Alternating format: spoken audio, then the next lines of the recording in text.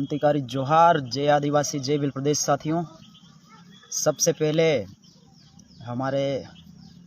आदिवासी समाज के बाशिंदों ने जो झारखंड राज्य की मांग को लेकर के जो आंदोलन किया था आज़ादी के बाद, 1 जनवरी 1948 का जो खरसावा गोलीकांड जो हुआ, झारखंड का जो खरसावा ज़िला है, वहाँ पर हमारे आदिवासी लोगों के द्वारा अलग राज्य झारखंड की मांग को लेकर के जिस प्रकार से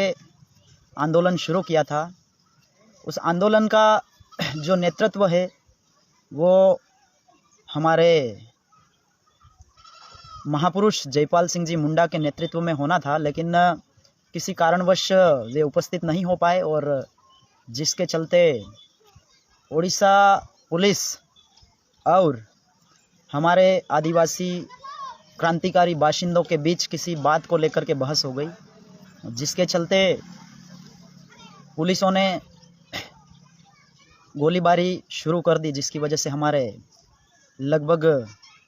30,000 से भी ज़्यादा आदिवासी मारे गए, शहीद हुए। और यही कारण है, जब जब आदिवासियों के भीतर जन जागृति आती है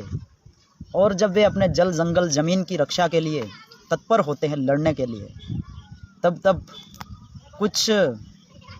नापाक इरादे के लोग, हो सकता है वो हमारे समाज के ही कुछ दलाल हो सकते हैं, कुछ गैर आदिवासी समाज के लोग भी अपनी स्वार्थ सिद्धि को लेकर के काम करने वाले लोग भी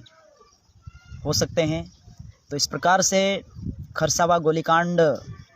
हुआ। उन तमाम बाशिंदों को हम जोहार नमन, हार्दिक श्रद्धांजलि पेश करते हैं। और बहुत सारे लोग न्यू ईयर मना रहे हैं, लेकिन ये जो दिन है ये हमारे लिए गमगीन का दिन है और हम इसको ब्लैक डे के रूप में मनाते हैं। तो 1948 का दौर, आज़ादी के जस्ट बाद होने वाला ये पहला गोलीकांड था, और ये पहला गोलीकांड आदिवासियों के ऊपर हुआ है। और उस खरसावा गोलीकांड से हमें समझने की, प्रेरणा लेने की ज़रूरत है कि जब जब हमारे आदिवासी समाज के लोग जागरूक होकर के बोलना शुरू करते हैं, तो कुछ दोगले लोग हमारे लोगों को जाल में फंसा करके ख़त्म करने की साजिश और षड्यंत्र करते हैं। तो ऐसे लोगों को हमको पहचानना होगा। आज लगातार आदिवासी परिवार के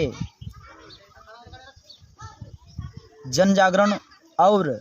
विचारधारा से लगातार भील प्रदेश को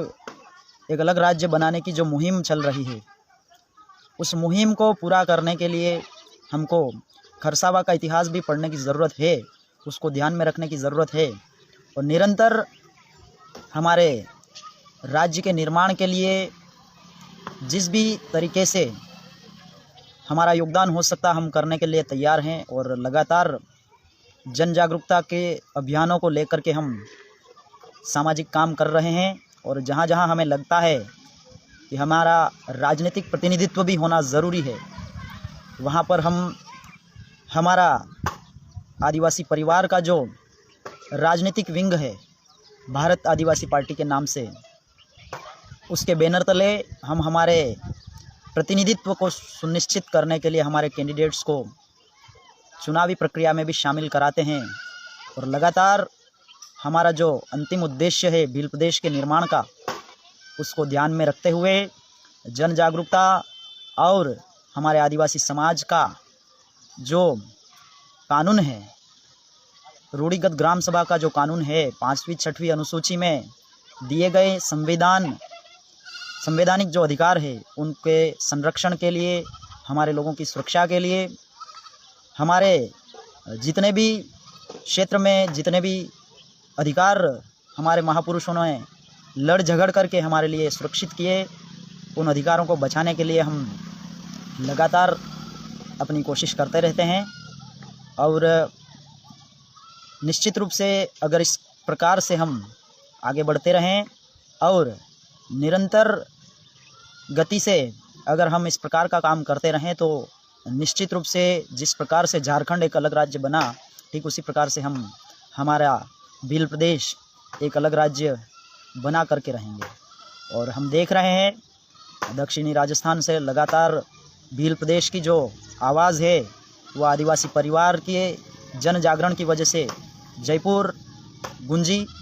उसके बाद मध्य प्रदेश में भी हमारे भारत आदिवासी पार्टी के एक लौते विधायक बने हैं कमलेश्वर जी डोडियार, वे भी मध्य प्रदेश की राजधानी भोपाल में जाकर के भील प्रदेश का डंका बजा रहे हैं। ठीक उसी प्रकार आने वाले चुनावों में, लोकसभा के चुनावों में हम हमारा एमपी चुन करके दिल्ली देश की राजधानी में भी पहुंचाएंगे और अतिशीघ्र भील प्रदेश की जो आवाज़ है वो दिल्ली में भी गूंजेगी। ऐसा भरोसा हम आपको दिलाते हैं और आपसे भी ये अपेक्षा करते हैं निरंतर अपने स्तर से जितना भी हो सके आदिवासी परिवार की विचारधारा को समझें और जितने भी सामाजिक विंग बने हुए हैं, ऑफशूट विंग बने हुए हैं, उन विंगों से जुड़ करके अपनी भागीदारी सुनिश्चित कीजिए, व्यवस्था को समझिए और निरंतर आदिवासी परिवार की आइडियोलॉजी को जन जन हर आदिवासी तक पहुंचाने में अपना योगदान दीजिए। क्योंकि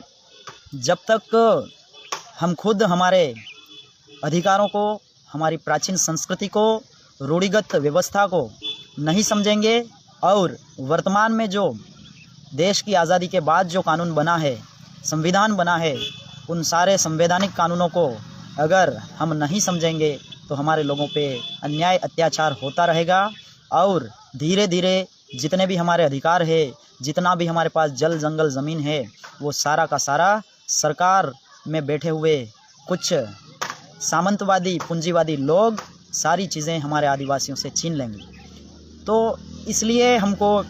पढ़ना आवश्यक है। जिस प्रकार से हमारे समाज के महापुरुषों ने शिक्षा को लेकर के